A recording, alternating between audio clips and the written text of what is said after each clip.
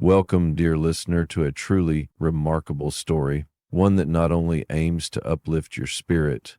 Today, we're venturing into the extraordinary journey of one of the greatest minds the world has ever known, Albert Einstein, a man whose ideas redefined our understanding of the universe and whose courage to question the norm shaped the course of history. Albert Einstein came into the world on March 14th, 1879, in a modest little town called Ulm, nestled in the kingdom of Württemberg in what is now modern-day Germany. His parents, Hermann Einstein, a salesman and engineer, and Pauline Koch, a devoted homemaker with a deep appreciation for music and learning, were unassuming, everyday people. Nothing about their lives suggested that their son would one day become a name spoken in every corner of the globe. When Albert was born, he didn't appear particularly remarkable, except for one curious detail. His head was unusually large. In fact, it caused enough concern and amusement that his family wondered out loud whether he would grow up to be normal. They had no way of knowing that this quiet, peculiar boy would someday shift the foundations of science. As a young child, Albert was unusually silent. He didn't begin speaking until nearly the age of 3, which naturally worried his parents. His family affectionately, and sometimes anxiously, called him the quiet one, because while the other children chattered and played with lively energy, Albert remained mostly silent, absorbed in his own thoughts. But Albert's silence was not due to slowness or delay, quite the opposite. It was because he was always observing, deeply thinking, and trying to make sense of the world around him. He could sit quietly for hours, staring, watching, processing. It was as if even from a young age he was trying to decode the mysteries that most others barely noticed. A pivotal moment came when he was just 5 years old. His father handed him a small object, a compass. It seemed ordinary at first, but for Albert it was a moment of awakening. He was fascinated. How could that needle always point north no matter how he turned it? It didn't make sense to him. There were no visible wires, no mechanical hands turning it, yet something unseen, something mysterious guided it. He became captivated, holding that compass for hours, staring as if trying to unravel the magic behind its movement. This seemingly simple experience planted a seed deep within his mind. He became aware for the first time that there were invisible forces at play in the universe, forces that could not be seen, yet shaped reality. Years later, he would describe this moment as one that left a deep and lasting impression on his soul. Albert eventually started school, but the classroom turned out to be a place of discomfort rather than inspiration. At that time, schools were highly rigid, focused heavily on memorization and discipline. Questions were discouraged. Conformity was expected. But Albert was not the kind of child to blindly accept facts. He wanted to know why things were the way they were. He was not interested in repeating information. He wanted to understand it.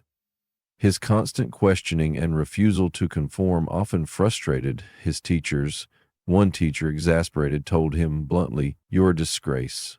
You will never amount to anything." Hurtful words for any child, but especially for one with a mind burning with questions no one else dared to ask. Albert had his struggles, particularly with subjects like language and rote memorization. But there was one realm where he felt completely at home: mathematics. To Albert, math was not just a subject, it was a kind of music, the language through which the universe spoke. He saw math not as a chore, but as a beautiful puzzle waiting to be solved. It brought him joy and clarity. Thankfully, his family never lost faith in him. His mother, Pauline, noticed his deep love for music and encouraged him to learn the violin. At first, he resisted. Practice felt dull and mechanical, but in time, the violin became a refuge, a space where his thoughts could roam free and his mind could breathe. And music, like math, soothed and focused him.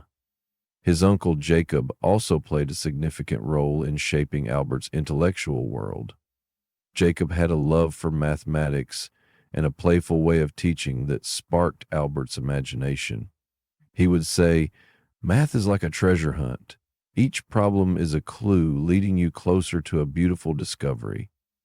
This approach transformed math into something exciting and fun for young Albert, drawing him even deeper into the world of numbers. Unlike many children his age, Albert didn't care much for games or idle chatter. He preferred books, stories of great thinkers, scientists, and dreamers. He would spend hours imagining how the universe worked.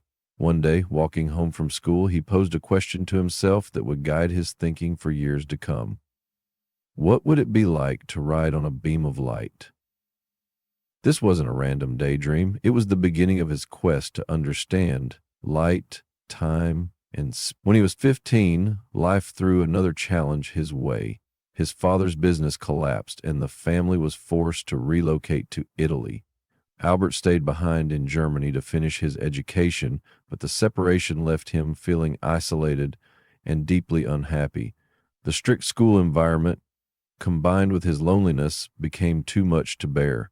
Eventually, he made a bold and risky decision. He left school before graduating. Many thought he had thrown away his future, but Albert didn't see it that way. He believed that true learning couldn't be contained within the walls of a rigid classroom. So, he took his education into his own hands, immersing himself in books on philosophy, science, and mathematics. He studied not because he had to, but because he wanted to, because he was hungry for understanding. At the age of 16, Albert wrote his very first scientific paper. Though imperfect, it showed incredible insight and promise. He also applied to the prestigious Swiss Federal Polytechnic School in Zurich, dreaming of becoming a physicist, but he failed the entrance exam not because of science, but because of weaker performance in non-science subjects like French and history. Most people might have given up at that point, but Albert didn't. He took the failure as fuel, worked even harder on his weaknesses, and tried again.